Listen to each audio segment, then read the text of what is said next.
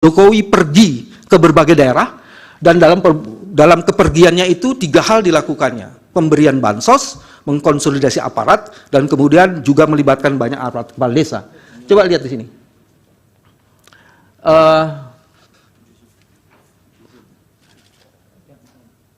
Ya, yang ini tadi, oke. Tadi saya sudah jelaskan, saya jelaskan lagi. Coba saya mau cari data yang ini saja. Yang 45% Gianyar. Ini basis dari Pak Prabowo tahun 2014. Itu perolehan suaranya di Gianyar, itu nomor 2 dari Mentawai, itu 22%. Di tahun 2019 hanya 3%. Tapi kemudian di tahun 2024 49%. How come? Jelaskan. Kalau tidak ada kecurangan melalui bansos, tidak akan mungkin terjadi angka seperti ini. Apakah ini hasil yang mau dipakai sebagai proses untuk memeriksa perkara seperti ini? Nah, ini yang menarik. Ada lagi data yang lain?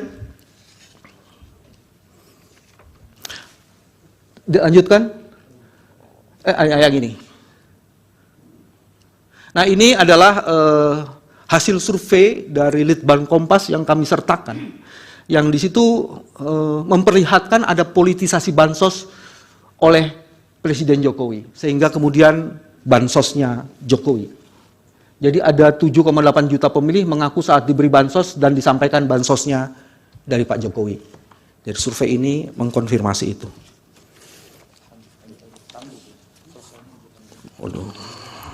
Baik, saya lanjutkan, tinggal 6 halaman lagi, saya akan cepat-cepat saja. Pertama, yang lanjutnya majelis adalah pelanggaran prosedur. Ada berbagai modus kejahatan terhadap konstitusi dan cara-cara curang yang dilakukan oleh Presiden Jokowi untuk mendukung paslon 02 yang kesemuanya itu melahirkan berbagai kejahatan turunan dalam bentuk pelanggaran prosedur pemilu yang mempengaruhi hasil perolehan suara. Setidaknya ada 8 majelis. Ada manipulasi DPT, ada surat suara yang tercoblos pada pasangan calon nomor urut 2, ada pengurangan suara pemohon, ada politik uang, ada yang mencoblos lebih dari 1 kali, ada TPS janggal, ada anak-anak ikut mencoblos, dan ada juga kecurangan termohon yang dilakukan melalui sistem IT. Saya tidak akan membacakan semuanya, cuma saya akan memilih saja beberapa yang menurut saya sangat penting untuk dikemukakan.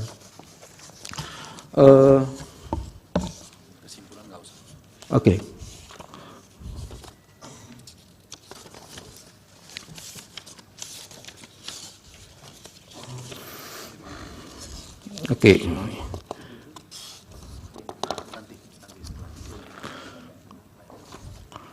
Saya bisa dikasih dokumen lainnya kalau di sini ada yang hilang.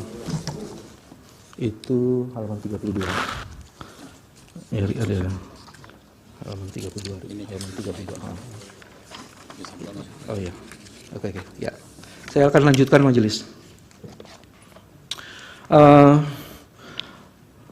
Manipulasi DPT ini menarik untuk dikemukakan, itu di halaman 35 majelis. Ditemukan beberapa DPT janggal. KPU menyatakan bahwa kejanggalan dalam DPT katanya dikarenakan salah input sebanyak 502.564 pada Juli 2023 di Jawa Tengah. DPT janggal yang diduga manipulasi tersebut meliputi adanya pemilih di bawah 17 tahun sebanyak 61.040. Ada pemilih yang berusia, ini fantastis majelis, ada pemilih yang berusia 1.030 tahun, dan pemilih berusia di atas 100 tahun, itu ada sebanyak 1.363. Temuan data pemilih berupa nama orang yang hanya terdiri dari 1 huruf, namanya cuma 1 huruf, dan ada 2 huruf, itu sebanyak 55 orang, dan ada juga pemilih yang dianggap janggal, seperti RT yang angkanya 0, RW yang angkanya 0, kemudian identitas RT, RW, dan TPS, itu ada sekian banyak. Yang paling menarik adalah di poin kedua majelis, itu surat suara yang tercoblos pada pasangan calon nomor urut 2. Ya. Bawaslu, ini harus diapresiasi Bawaslu. Bawaslu mengungkap data dugaan pelanggaran pemilu di Kuala Lumpur, Malaysia, di mana ada 23.000 suara, 23.000 surat yang dikirim via pos, ternyata sudah dicoblos. bukan tercoblos maksudnya, dicoblos.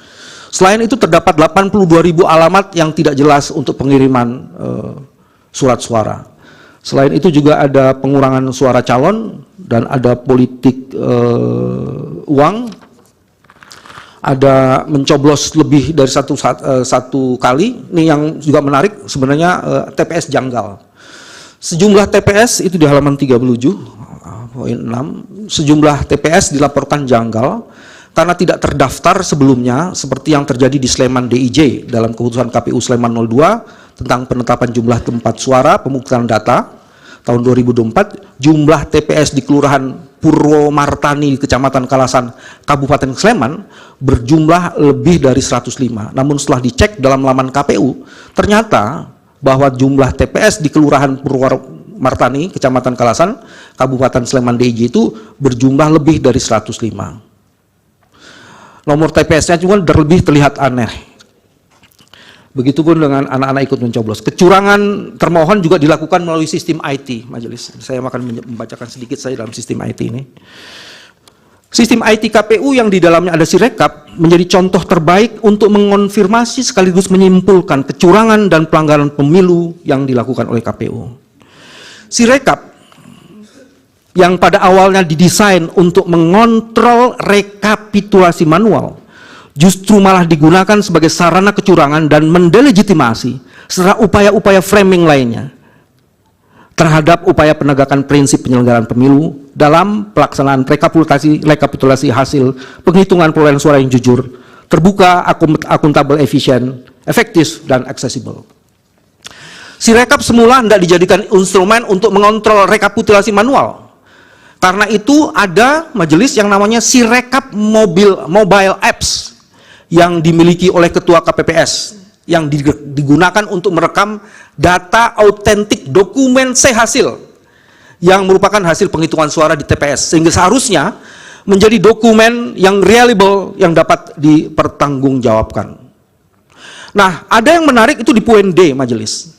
Ditemukan adanya salah satu fitur yang tiba-tiba muncul kendati sebelumnya tidak pernah ada di dalam mobil apps Sirekap yang dimiliki KPPS yang memegang back-end apps.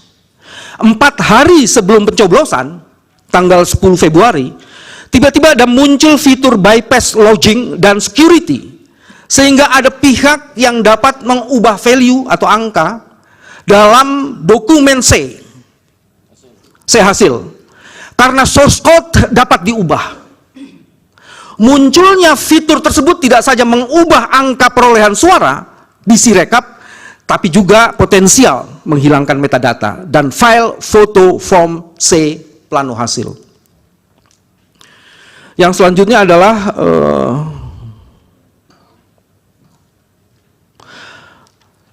dari tim forensik kami, mereka mengatakan dan menyimpulkan sebagian besar dokumen hasil yang didapatkan dari portal www.kpu.go.id itu ternyata tidak dapat dipertanggungjawabkan keasliannya, karena hasil yang dijadikan dasar rekapitulasi itu dilakukan di kecamatan adalah dokumen yang diragukan karena tidak memiliki metadata menurut kami yang sulit untuk dikonfirmasi.